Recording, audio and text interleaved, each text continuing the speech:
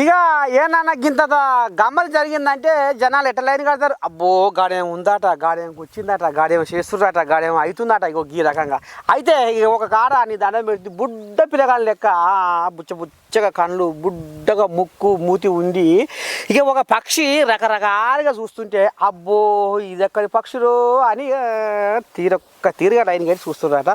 ఏం పక్షి, ఏంది, ఏం కథ, ఎక్కడ ఇందాం పని మనం కూడా. వచ్చేటి పోయేటి ఓయ కలరా మా ఇంటికి జర వచ్చన్న పోరా. వచ్చేటి పోయేటి ఓయన్నలారా మావాడ కట్టుకు వచ్చి పోరా. ఎందుకు, ఏంది, ఏం కదా, ఏం దాచిపెట్టురు మీ వాడకట్టుకు అంటే ఇగో ఎంత ముద్దుగా కనపడుతుందో చూడు.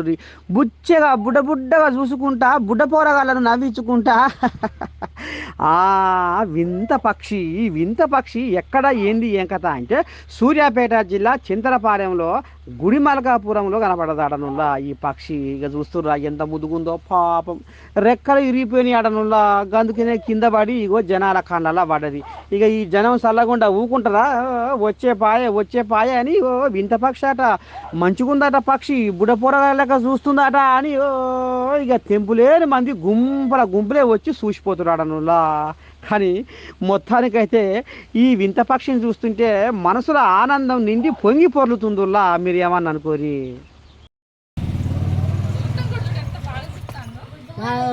చిన్న పిల్లలు చూసినట్టు చూస్తాను అది ఫోటో